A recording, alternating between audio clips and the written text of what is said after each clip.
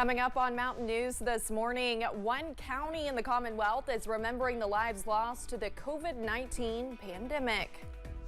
And a group of college students are giving the phrase spring breakers a new meaning by volunteering in the region. Dedicated to Eastern and Southern Kentucky, this is WYMT Mountain News this morning. Good morning, I'm Olivia Calfee. We are coming up on 5 a.m. on Tuesday, March 5th. But first, let's send it over to meteorologist Tim Drawbridge for... And good morning, everyone. Good morning, Olivia. As we continue to keep an eye on the clouds coming on in, losing the moonlight. Beautiful just a couple of hours ago. 54 last check outside our door here in Hazard. And check out the weather headlines. Have you loved the last couple of days? Oh yeah, got up to 78 yesterday. Beautiful weather, unfortunately, is coming to an end. Shower pattern developing as we head through this afternoon, slowly and surely. And we head into tomorrow and Wednesday right now. Looks like it could be a washout. Temperature-wise this morning, they vary depending on your location and obviously the breaks in the clouds, ranging basically mid-40s, closer to 60 though, Somerset, Monticello, and your way over in Prestonsburg. All right. This is what we got going on. The increase of cloud cover, I think we end up seeing a little bit of sunshine as we head through the next few hours once the sun does come across the eastern horizon. And that's the shower action that will continue to evolve and track our way as we head for the afternoon. Hour by hour forecast as we head through the day. Partial sunshine, again, mainly this morning from Jackson, Hazard points west. Those of you out toward Pikeville and Louisa may be able to see it into the afternoon. Forecast high in Hazard today up to 74. More about the First Alert 7-day forecast coming up in just a few moments. Olivia. All right, Tim, thank you. One Floyd County organization is preparing for a season of giving back. Big Creek Missions opened its Wheelwright campus for the 2024 season, giving away food and clothes to community members in need. Campus directors Bubba and Tammy Robertson say the facility serves as a place for free items, food, and fellowship. It becomes a place where the community can come and just fellowship and talk, and just a meeting place for everybody in the community. Yeah. Yeah. And that's what's important to us. Yeah.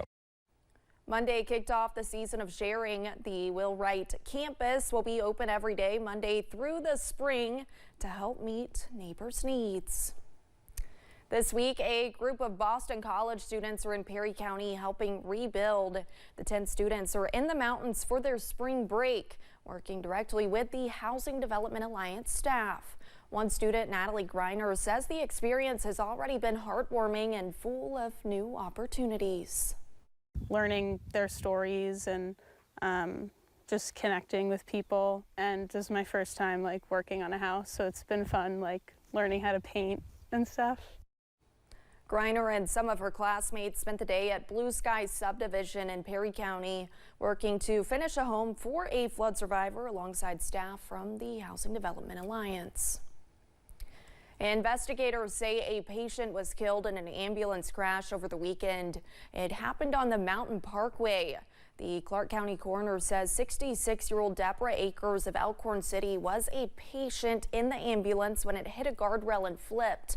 The ambulance driver was not seriously hurt, and another EMT remains in critical condition. Floyd Miracle, Assistant Chief of EMS in Jessamine County, says mistakes can have consequences. While many EMS agencies work around the clock, Jessamine County has made the shift to 12-hour shifts. 24-hour shifts are very long, especially if you're working for an EMS agency that is busy. The busier you are, the lower the chances that you'll actually be able to get any rest whatsoever during that 24-hour period. It is a change Miracle says would not have been possible without the county's support. Jessamine County Judge Executive David West says it is an investment that's paid off. In Calhoun County, West Virginia, state police responded to a school bus crash yesterday. 3 of the students left with serious injuries, including a leg injury, a broken vertebrae, and a head injury. Officials say the driver, Jeffrey Brannon, was under the influence at the time of the incident. Brannon is facing charges of DUI, causing injury, and child neglect.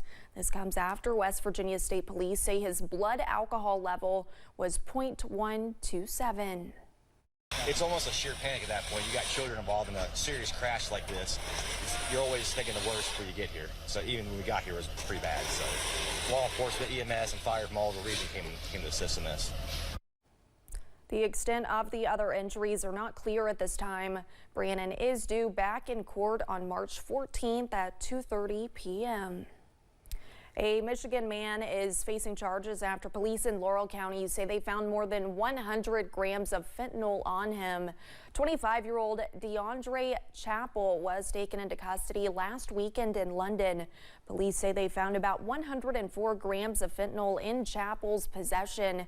Chappell was taken to the Laurel County Correctional Center. It has been almost 4 years since the first COVID-19 case in Kentucky. Yesterday, people in Boyle County came together to remember.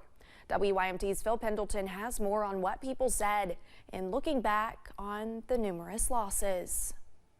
Constitution Square is where Kentucky's government began many years ago, and it was here where people came together to mark a moment in time, a period of time that began 4 years ago, and also to honor the lives that were lost during that time.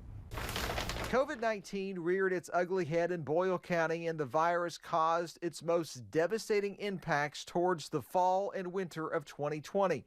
Local officials say 181 deaths have been attributed to the virus. Today, community health and government leaders came together to mark the 4-year anniversary of the first cases in Kentucky and to dedicate a tree that was planted in the memory of those who died in the months and years since then. The virus was especially hard on the Key family in Danville. Joseph Key lost both his mother and brother, and he was also diagnosed with it. Isolation rules were very difficult then. It was strenuous. It was hard. You know, I even asked if I could come up there with a suit on and a hazmat suit, if I can just see my brother and mother, you know, before I knew, because they said there was nothing else they could do, you know. I was willing to do my life to just see them one more time. And yeah, it was hard. That's the hardest. Knowing that they died alone, that's the roughest part. And not just recognizing the lives that were lost, but also the change of life that took place for so many of us in so many different ways that all started 4 years ago. In Boyle County, Phil Pendleton, now back to you. Key also says he lost several friends to the virus. And thanks for getting your day started with us here on Mountain News this morning. Still to come, we'll take a look at how the bird flu is impacting a large group of elephant seals.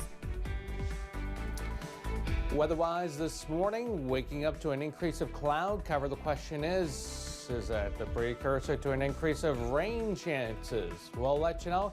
Your first alert 7-day forecast is all coming up right after this.